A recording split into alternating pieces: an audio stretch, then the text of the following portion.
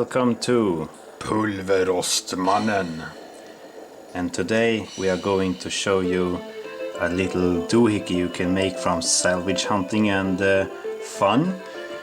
And this is a vacuum fluorescent display amplifier, and these displays can be found in many applications. This one was salvaged from a CD player, and the other one here is salvaged from a DVD player, and they can be found pretty much everywhere, so they are not very hard to get by. And these displays have a filament, a grid and an anode, and if you connect them the right way they can amplify sound. How nifty is that? So we have made an amplifier that goes through this two-stage amplification and power this old dead radio over here. The internals of this one is so dead it's almost beyond repair, so it is a good one to use to power with these ones here for the time. And we can have a look at the schematics here. And when we are talking about the electron flow and stuff, you say the positive goes to the negative, but the current is flowing from the negative side to the positive. And when talking about tubes and how they work, you will always have the electron flow go from the negative to the positive, and it makes stuff a little better and easier to understand. So there are both ways you can say it, both are correct, but one is the real time, and that's the negative is the source of electrons. The positive that is sensed as a charge is the negative pole in aspects of electrons, so there are less electrons on the positive side. That makes the negative and the neutral flow to the negative or the positive charge, so to speak. So for this amplifier to work, this is the secondary stage. You have a common ground and the filaments.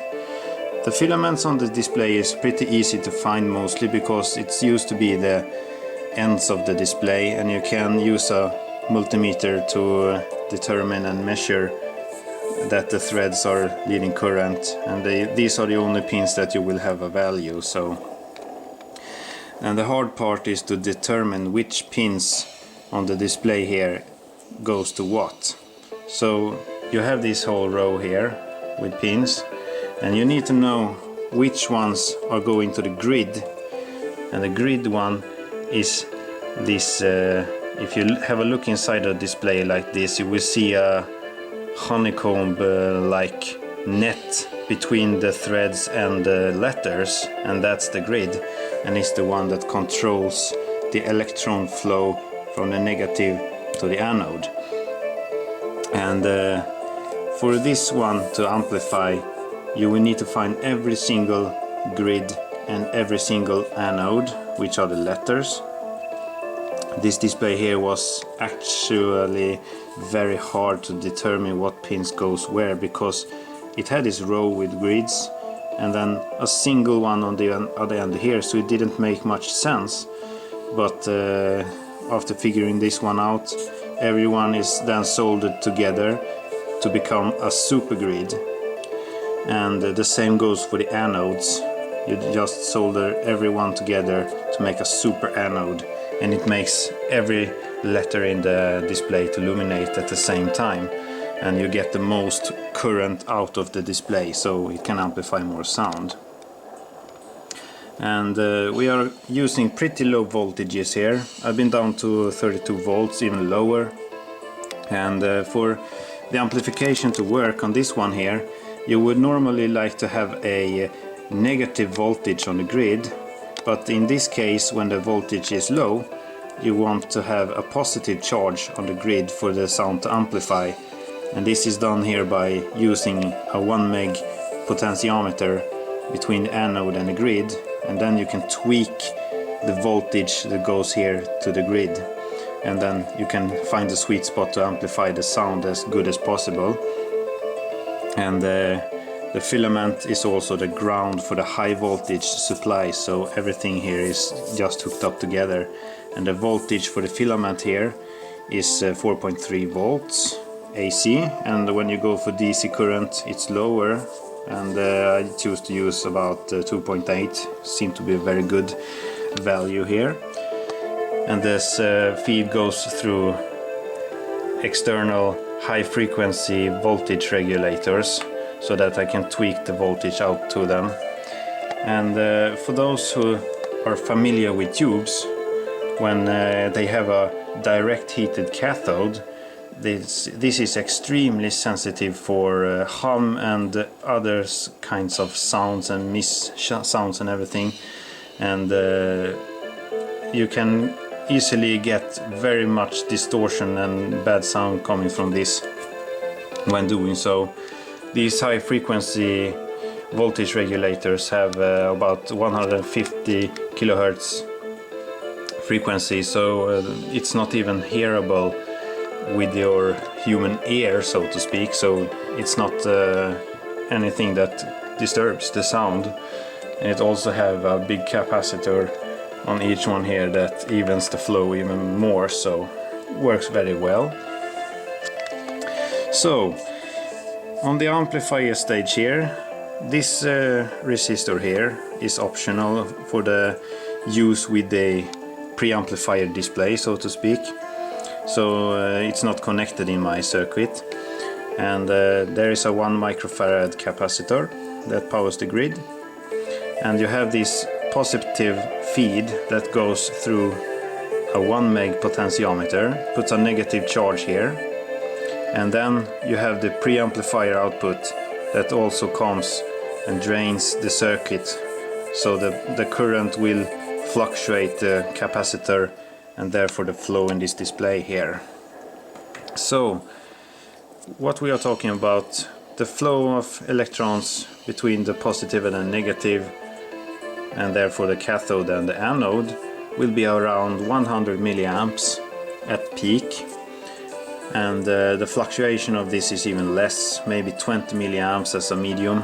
You can go higher, you can go lower, and it makes about 1 watt of effective power through the speaker here, so it's not very much, but still enough to power this speaker here. I'm not even cranking it up right now, so I'm the first one to actually power a speaker this much with a fluorescent display, so that feels pretty much fun. And if you have made this yourself, I'll be happy to see that too. So, and we can take a look at the other display here. This one was much easier to find the pins. It had this complete row that was the anode, and this one here was the grid, and the filament was very low voltage. It was 3 volts AC, so 2 to 2.4 volts DC is about enough to power it up, and you don't want to have too much current going through the filament because they can burn out, and making too much will also affect the rest of the flow between the cathode and the anode. So too much current in the filament will even reduce the power output, so that needs to be correct. And the same common 32 volt anode feed here that comes directly from this point here then. And the grid goes through a 470k resistor here, and through a 1 microfarad capacitor, and to common ground to protect your source from the DC current of high voltage and can otherwise damage it. You need to have a safe capacitor here for the thing to work. And the same 1 meg potentiometer to put the positive bias on the grid for the sound to amplify correctly. So these two are connected together, and it does work. So we can have a little closer look about these displays and stuff here. This is the potentiometer that is here on the schematic. Here you can adjust the positive anode voltage here. So if you turn it down, you will see that the display goes more dim and the sound amplifies less. So this is where you tweak the voltage that goes to the display and amplifies the correct way. This yellow thing here is the capacitor for the input, and it's connected directly to my iPad over here. And the input is directly to this pin on the capacitor, and then to the common ground. Then it goes over here, and you have this little resistor here that grounds the signal from the capacitor, making the circuit complete.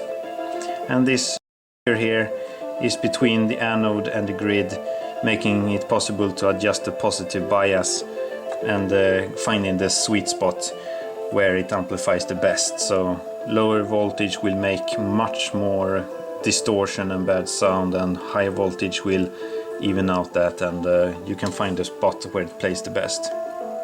And here you can see all the pins are soldered together, if you can get some focus. And there's the grid also soldered together, and there's just leads for the common ground and everything here. Same thing is made on the big display. Here is the bias resistor, and the other one here is not even connected. It just sits there for the time. It did not make any difference to have it connected, so it's not needed for this circuit anyway. Here's the capacitor, and the leads are soldered together for becoming a super anode and a super grid, connecting everything together and making all the letters light up here. And then you have the positive charge going down to the output transformer of this old radio. That is a 700 ohm output transformer, and then back to the anode, and then it drains the current from the negative side down to the output transformer and to the positive feed directly, which are the batteries here. So there is nothing much more to tell about this. Everything is hooked up and ready to go, so I can play a little track for you and turn up the volume a little bit, and you can hear about how it sounds. So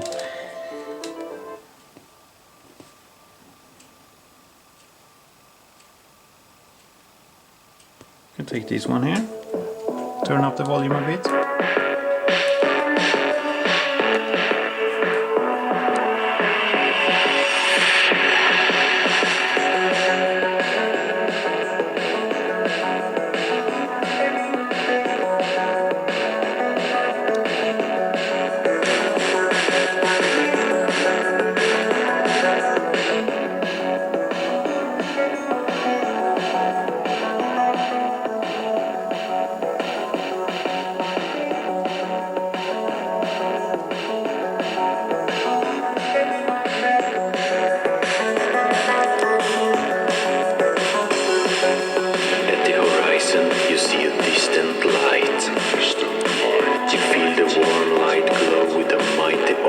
Magical color.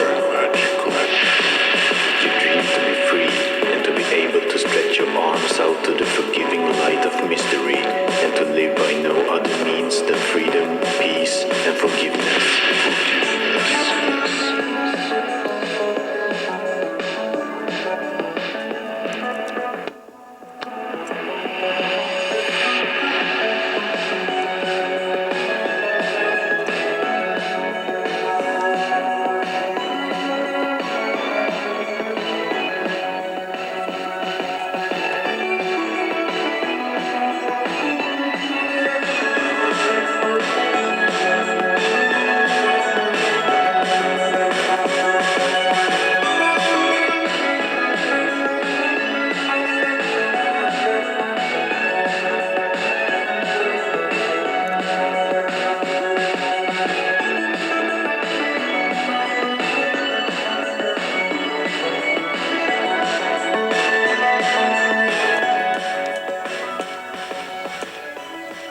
There you have it.